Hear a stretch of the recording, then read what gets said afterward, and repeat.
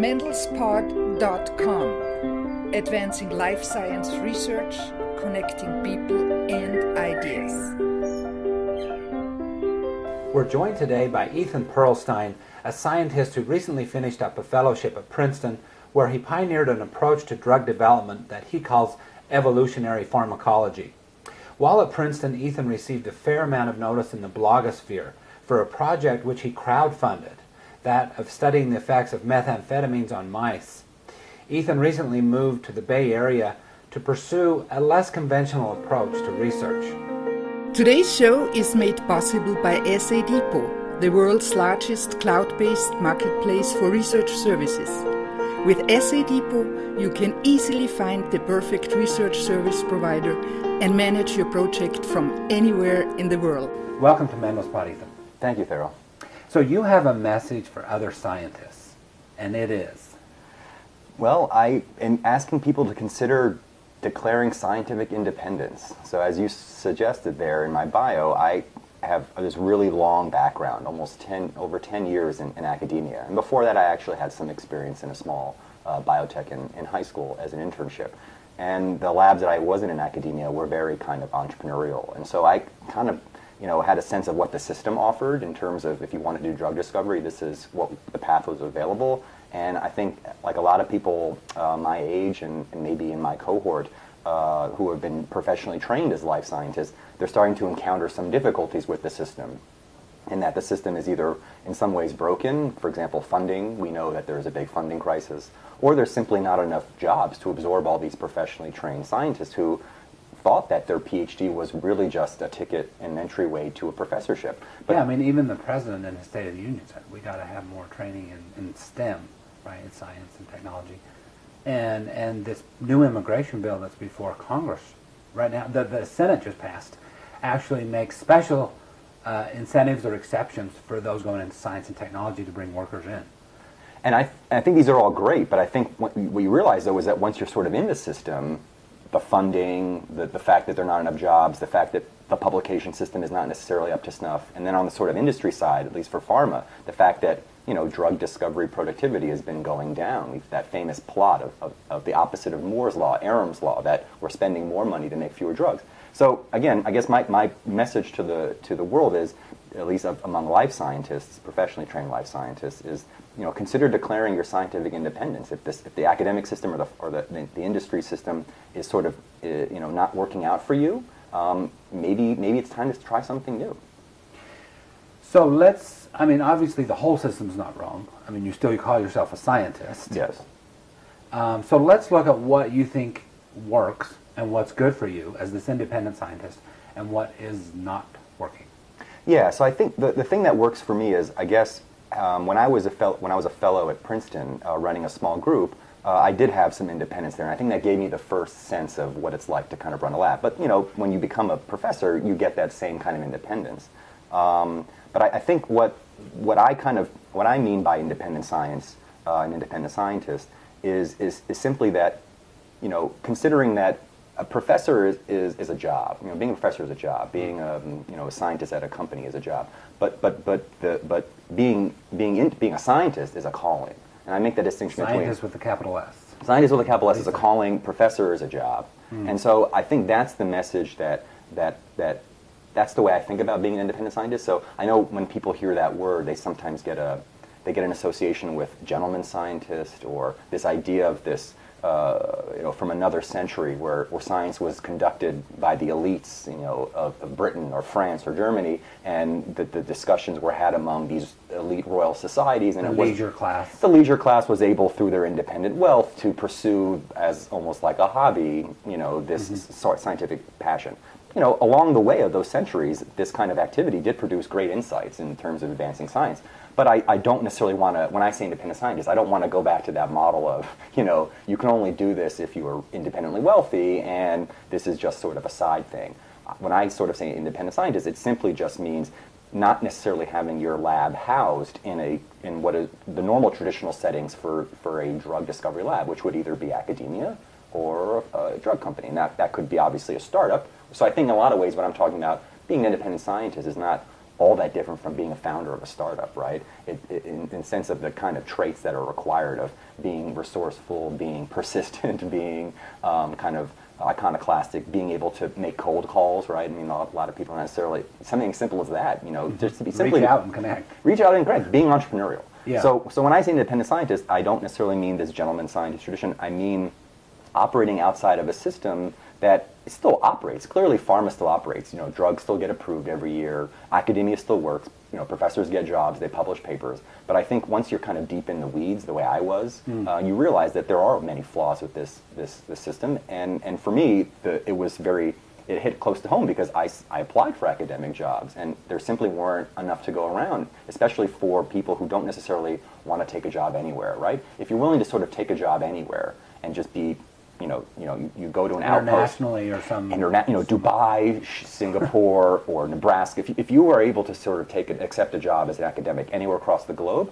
I guess things maybe are a little bit better, right? Because at least there would have been an opportunity for me to get a job somewhere in academia, right? But not. And some scientists told you that's just de rigueur. I mean, exactly, and part of developing your career. I was actually told that. So I was 2 years on the academic job market. I was told that 4 years is actually standard right now, and so that I gave up too soon in some sense. You're just impatient. I was impatient. So I guess, yeah. So I in a lot of ways, I think that what I'm trying to set up here is not to be independent, to be solitary. Right? I don't want to just do things by myself as independent. What I would like to do is just simply be able to say to people, here are these different ways that you can structure a lab and a research program that are outside academia, outside industry, that requires, I think, thinking of new ways to fund this, because that's obviously the big limiting step here.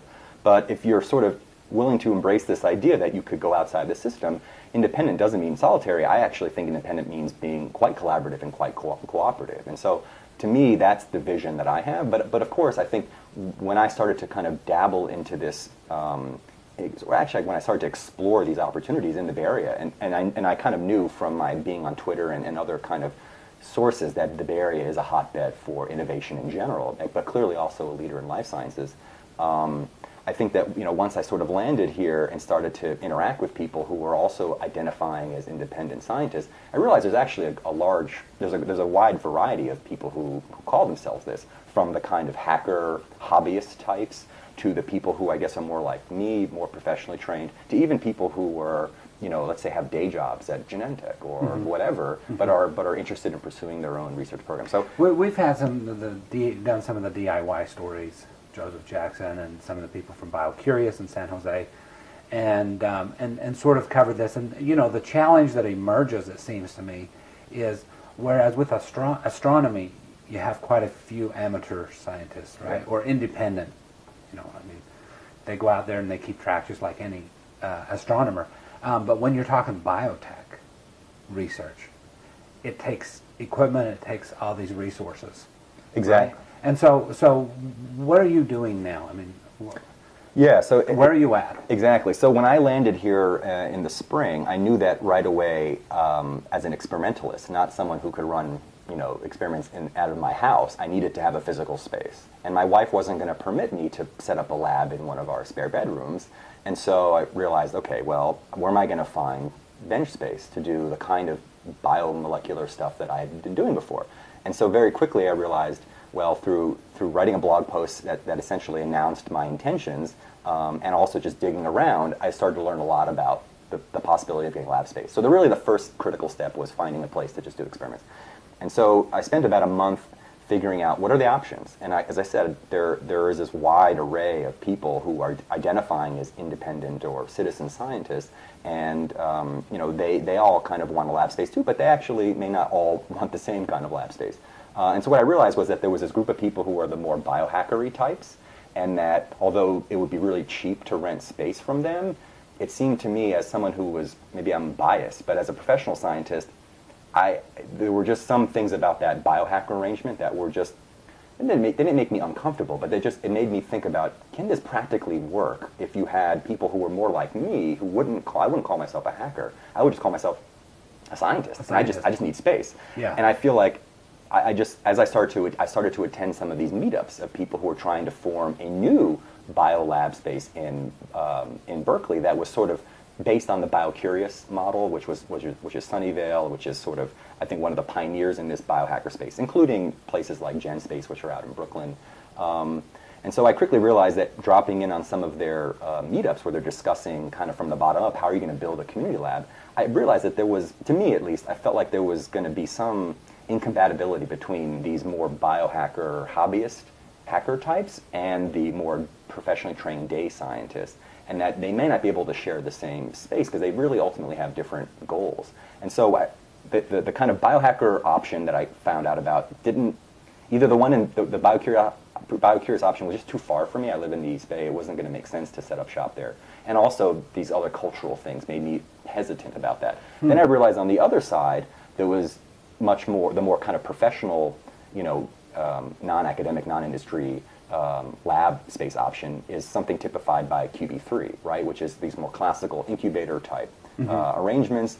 And that was much more appealing to me in the sense of, okay, I felt more philosophically in tune with those kinds of... it's more commercial, independent. Yeah, it's mostly actually... more expensive. It's more expensive. It's about 10 times more expensive than the kind of biohacker lab space option. But, you clearly got, I think, more out of that money because you have the ability to have a co-working space with other startups. These were mostly startups, not as opposed to like me being kind of a one-person shop right now. And so I realized, okay, so the only drawback about QB3 was that it was more expensive than the hackerspace, but that was fine. The problem was that they would make you sign a 1-year lease, at least in the facility that I was looking at in the East Bay, which would have been convenient for me. And I wasn't necessarily ready to do that because I know that ultimately I want to go from being a one-person shop to a more traditional kind of startup or some other kind of structure. But at least now, it seemed to me as a kind of sole proprietor or as a truly one-person show that the QB3 wasn't quite right for me yet. Although I do think that one day, and in fact QB3 is opening up a bigger space in San Francisco. I think it's called QB3 at 953. But that space seems like something I'd be more interested in, especially as I kind of mature as an independent scientist and start to attract other people interested and maybe even start building a team. But right now, I had this kind of weird case where as an individual, the hackerspace didn't quite seem right. The QB3 didn't quite seem right. I didn't know what to do. But it's a tough scenario. I mean, when you go to the IT high tech, Steve Jobs, Steve Wozniak, they go to their garage. Right. Just for computers, you just go to your garage, but you can't do that. So I couldn't do that. Well, I could still go to my computer, and I didn't go to my garage. I went to my living room, but I typed up a blog post which said, I'm looking for a space, and here are kind of my specs. And I said, I looked at the options. Here's the biohacker, here's the QB3. Is there something not in the middle, possibly? And lo and behold, I guess because the wonderful aspects about the internet is that I put something out there on my blog, I guess enough people read it, that someone contacted me and said, I have the place for you.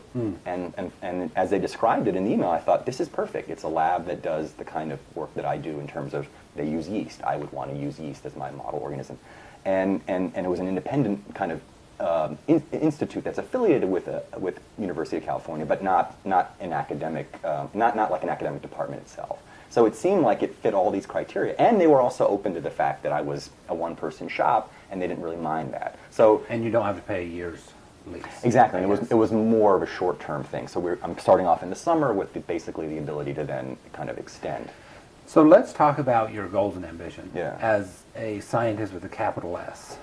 And so right now you're going to continue the work that you were doing at Princeton with this trying drugs, cycle drugs on yeast cells as opposed to mammalian cell lines. Correct. And that can keep you busy for a while. I mean, what's your ambition? Yeah, so it's basically two phases. So phase one is there was a lot of stuff that I couldn't get done scientifically, experiments basically at Princeton, just because time ran out, didn't have the budget, didn't have the space.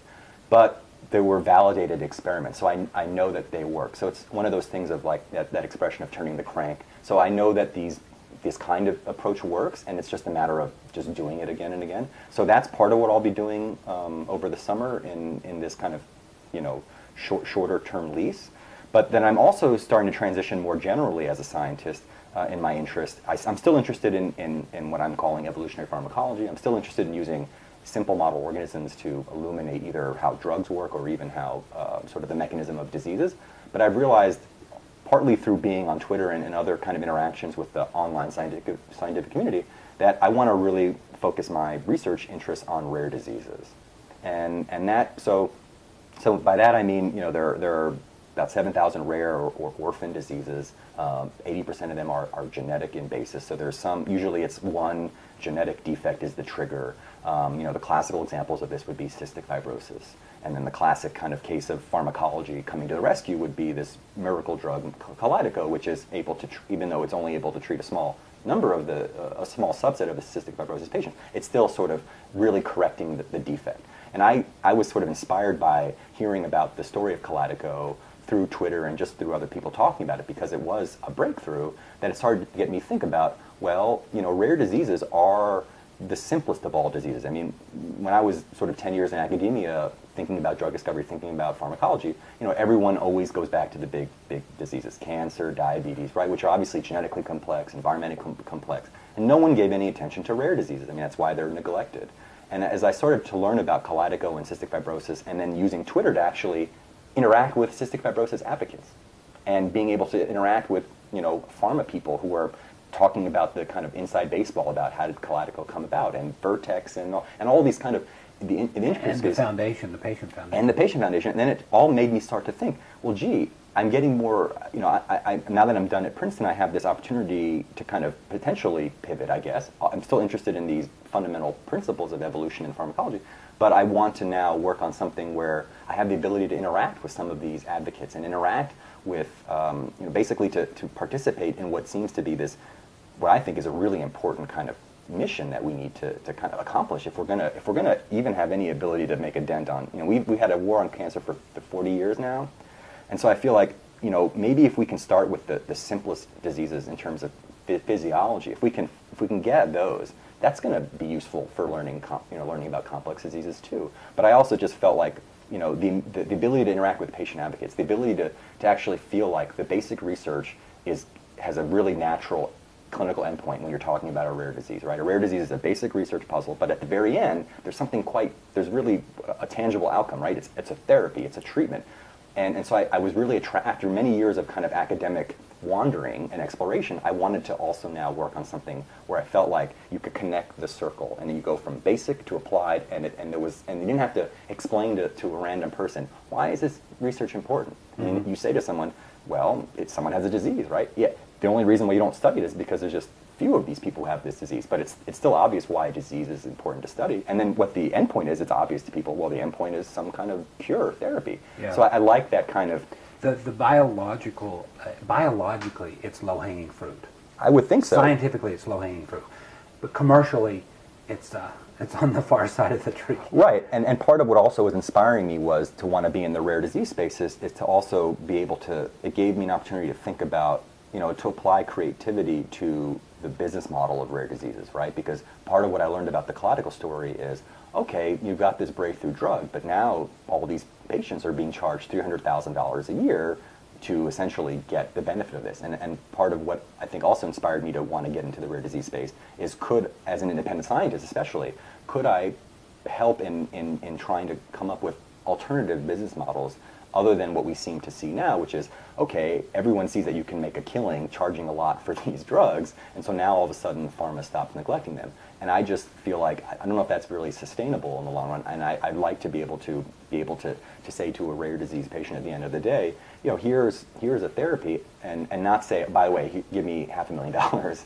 It's like, here's a therapy, and can we figure out ways to do this at cost or much more cheaply, much more efficiently? And that's where I think, going back to the evolutionary stuff, that might actually help us make better drug candidates from the very beginning of the drug discovery pipeline. So that's the long answer. That's your big ambition. But the big ambition is rare disease. Yeah. So how do you go about getting funding then? I mean, I can see the benefits of being an independent scientist. You get to go study what you want. Much more. You get to be in touch with whoever you want. You just don't have the political bureaucracy issues, right? Yeah, that's helpful. But then the challenges are, number one, funding. Yeah. And how are you going to deal with that? Yeah, so as I kind of mapped out on my blog, the first step in this independent scientist transition was finding the space. And then the second step is obviously, how do you fund this?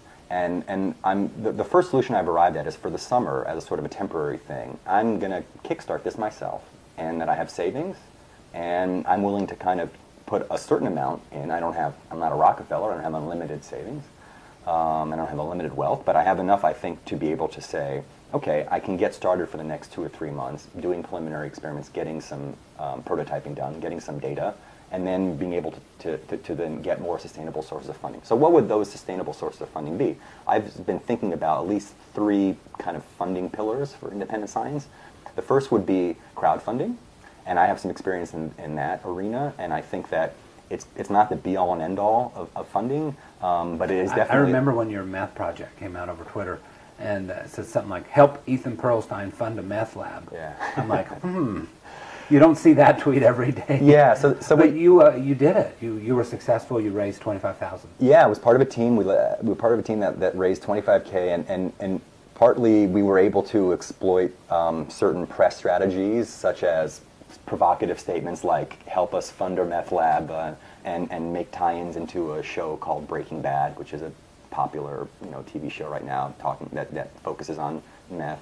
So we definitely saw an opportunity to do that, and I think that reveals both crowdfunding strength and weaknesses, because I think that it's clear that projects that are more popular, or I suppose more easily relatable, or that can be communicated by scientists who are more gifted communicators, that this means that crowdfunding is not going to be necessarily available to everyone, but it is clearly a source of funding. I think right now, it's not a source of funding that can rival the NIH or the NSF in terms of, the traditional investigator-initiated grants. But, in the tens of K, where it can kind of raise money, that is still useful. So I think that's one pillar. The other pillar would be what is, I think, referred to as venture philanthropy. In other words, disease foundations being more proactive about how they actually distribute funds to scientists. Yeah, I mean, disease foundations, they just want to get the job done. The patient is their focus. They don't care if it's an independent scientist or if it's an academic or if it's a commercial lab. Exactly, and I see sort of venture philanthropy and crowdfunding as being related because, in a lot of ways, crowdfunding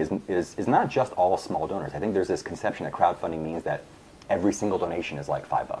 I've never seen that happen, right? When you do crowdfunding projects, you often get $1,000, $5,000 donations, just as you would if you were doing offline, traditional fundraising, right? So people tend to forget that. These could be like patients who invest in what you're doing. Absolutely. So crowdfunding is, I sort of see as, it can be small donors giving small or large donations, but doing it in an unfiltered way, right? Because they can just simply go to the website and donate. Then sort of venture philanthropy represents more of a kind of gatekeeping model where you've got maybe the same pools of money, but now are kind of being managed by this disease foundation, and I totally see why this model exists, and I see that again as being part of what could fuel an independent scientist. So there's crowdfunding, there's venture philanthropy, and I think the real one that I'm most kind of excited about, and is really, I think, kind of a blast from the past, is what is called patronage, right? Once upon a time, I mean, classically, you think of the classic historical model would be the de Medicis would be supporting, Da Vinci or whatever.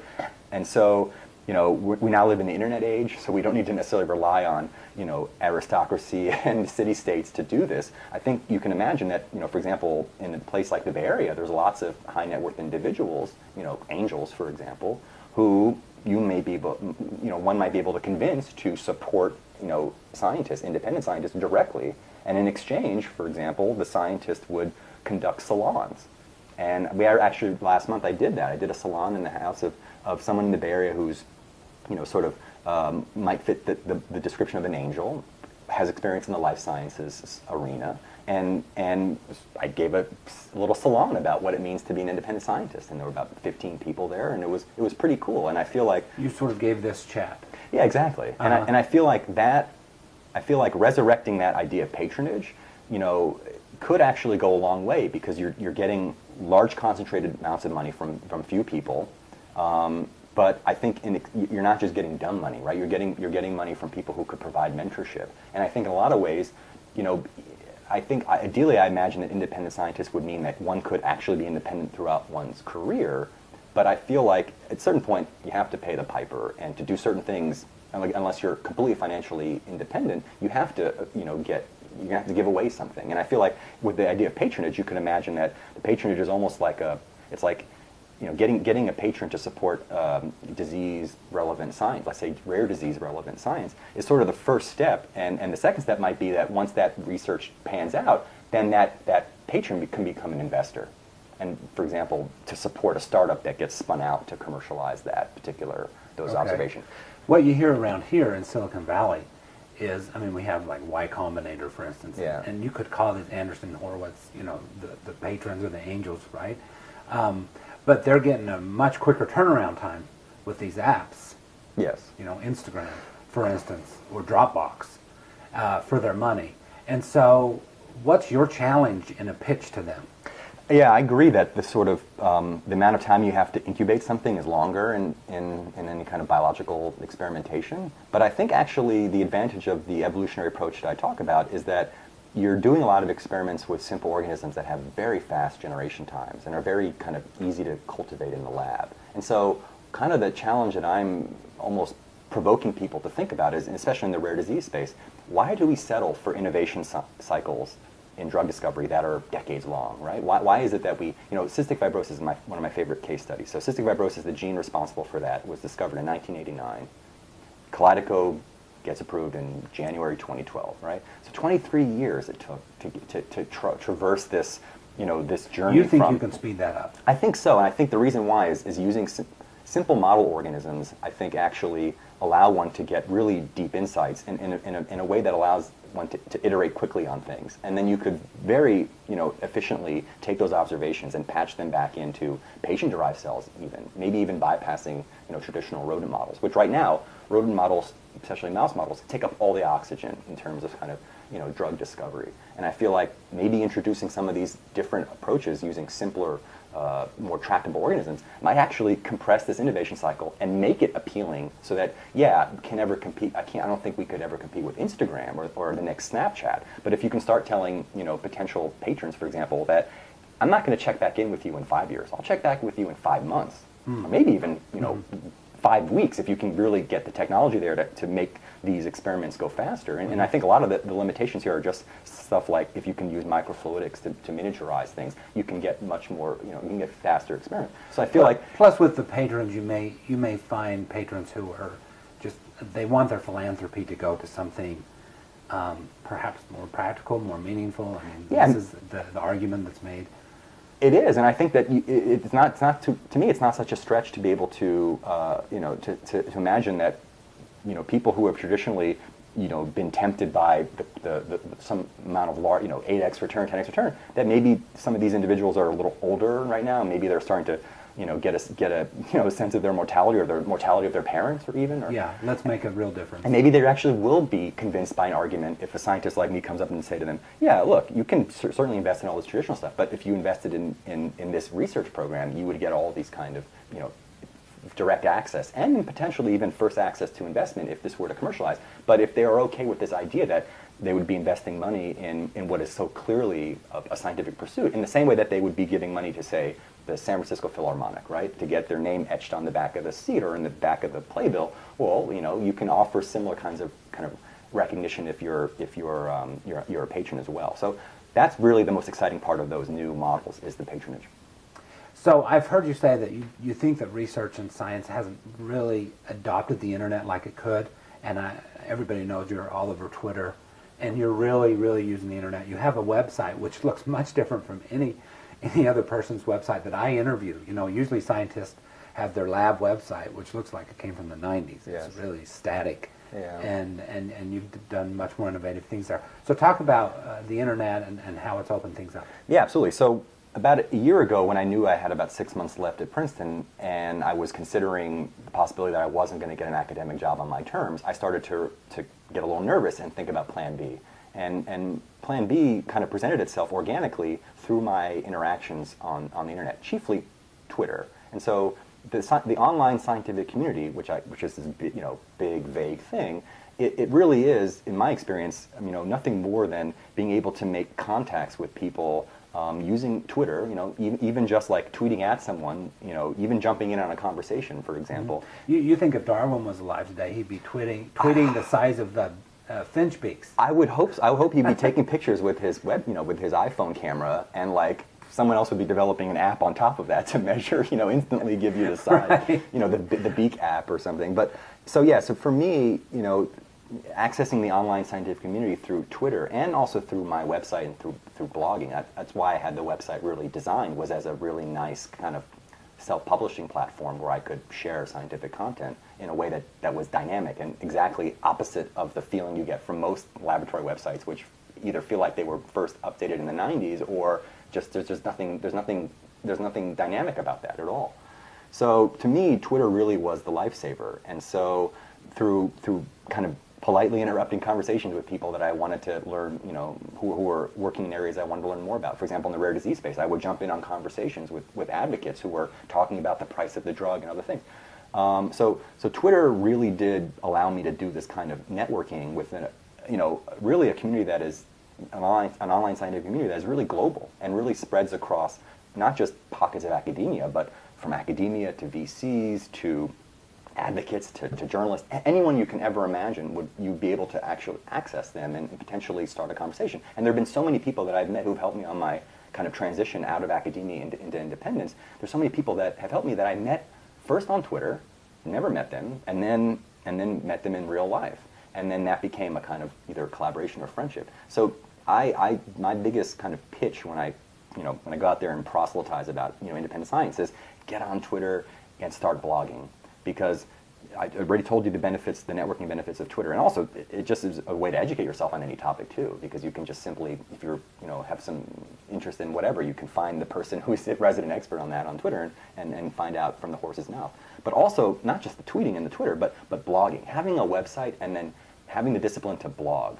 Because I feel like the real crux of open science is that the scientists directly engage without any filters, without the filters of a press release, without the filters of the university or the filters of the journal, the editors at the journal. That the scientist himself, herself, is talking about what they're doing. That this kind of kernel of outreach, I think, can grow into something that ultimately would even provide financing for research, because you can imagine one day, what if, bloggers, for example, there's an independent blogger named Andrew Sullivan that I'm really inspired by. Oh yeah. And we talked about this before, and I think that, I kind of wonder, is that template not possible also in the science arena? Could scientists not one day, based on their blogging and based on their kind of, their niche, could they not one day be able to have subscribers whose subscriptions go into actually funding the research that gets talked about on the website? And so, yeah, so to me, finding ways to couple what the internet has taught me, being on the internet, being on Twitter and blogging and having a website, what that's taught me is that you can actually couple outreach and fundraising, which I think is the biggest nut to crack, because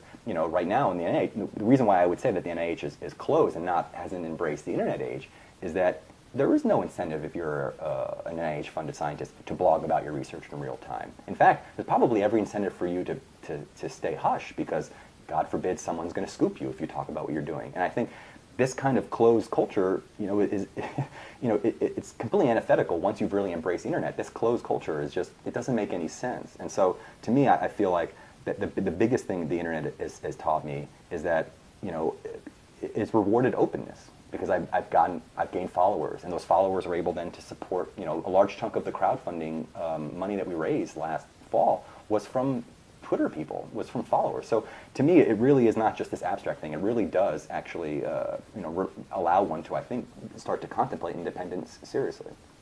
Well, we got to cut it off there. But thank you. Some very provocative ideas. Ethan Perlstein, can I call you a rogue scientist? Well, independent scientist. Indie, maybe? An indie. Thanks for coming on the program and shaking things up a bit. Thank you. Today's show is made possible by Assay Depot, the world's largest cloud-based marketplace for research services. With Assay Depot, you can easily find the perfect research service provider and manage your project from anywhere in the world.